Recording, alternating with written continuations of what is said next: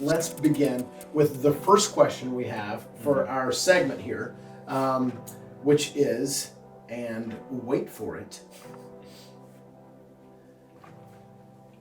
did anything in the Bible actually happen?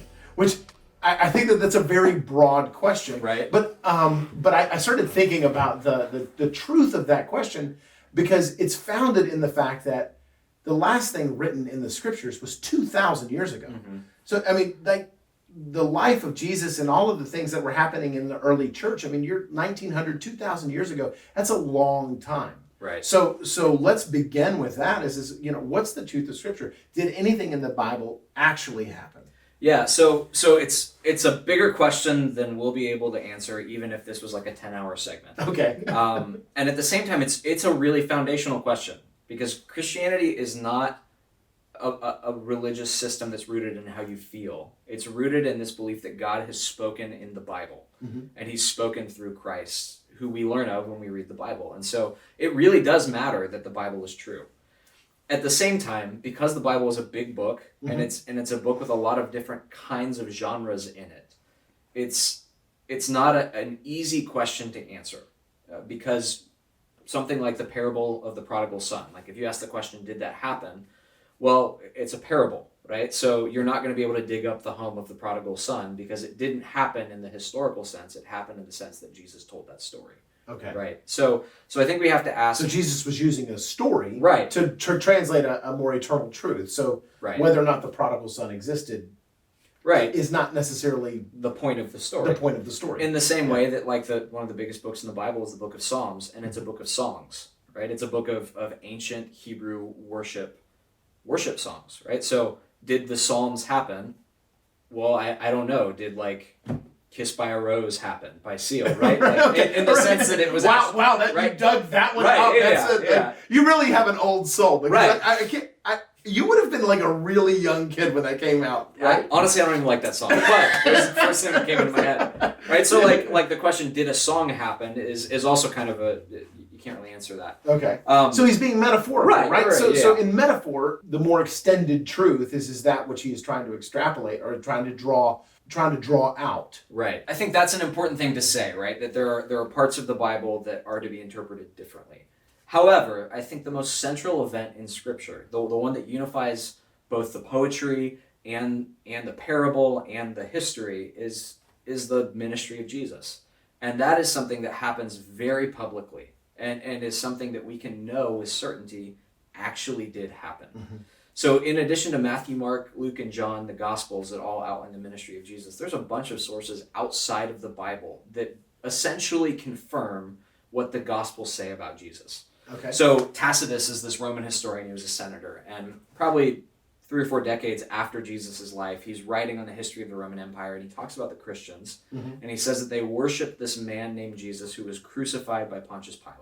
Okay. And then he says that they believe in this pernicious superstition, which is like not a phrase people use anymore. No, but I'm gonna incorporate it into my repertoire today. Right. So if I hear somebody gossiping at the office, I'll be like, that is pernicious superstition. Exactly. Yeah. and what is kind of clear from the way that he frames everything is that he's talking about the resurrection.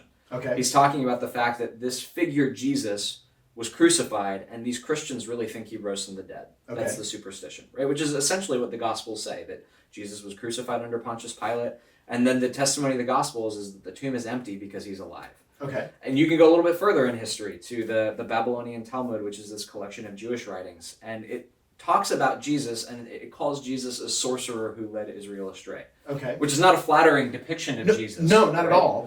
But it essentially confirms that Jesus was a miracle worker. And from the perspective of those who wrote the Talmud who weren't Christians, Jesus worked miracles through sorcery. Mm-hmm. And yet, that still confirms what the Gospels basically say, that Jesus was a leader, right? He had followers, and that he was also a miracle worker. Mm-hmm. So, yeah, I think when we ask the question, did anything in the Bible really happen? I want to say yes. Okay. And then I want to say, most importantly, the central and unifying theme of Scripture, which is the ministry of Jesus, is something that was so public that people outside of Christianity were writing about it, and essentially confirming the details of what the Gospels tell us. That's awesome. Okay.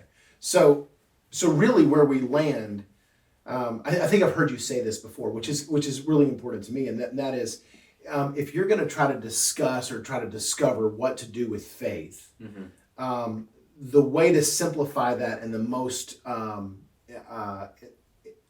compact way possible is determine what you want to do with Jesus. Yes. So take a look at Jesus first, and then the broader extrapolation certainly can exist from there, because there are plenty of evidences from that. But we really do need to figure out what we're going to do with Jesus first. What we do with the historical representation of Jesus, what we do with the biblical representation of Jesus, how those align, and then how that affects us as individuals. Right. Okay. Yeah, absolutely. I think if somebody's exploring Christianity, the first question they need to answer, the most important question they need to answer, is, what do you make of Christ? Okay.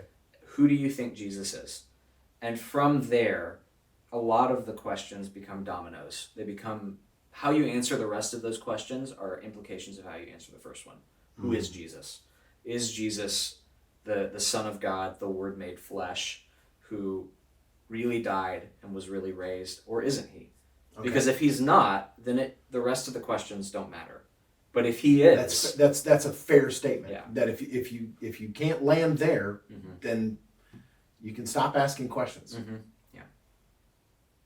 All right. That's that one. Wow, that is that's an abrupt end, but I think it's an important end as we continue in this series on questions. So, hey man, thanks for coming in. We'll ask our next question in just a second, but we'll deliver that next question in a couple of weeks.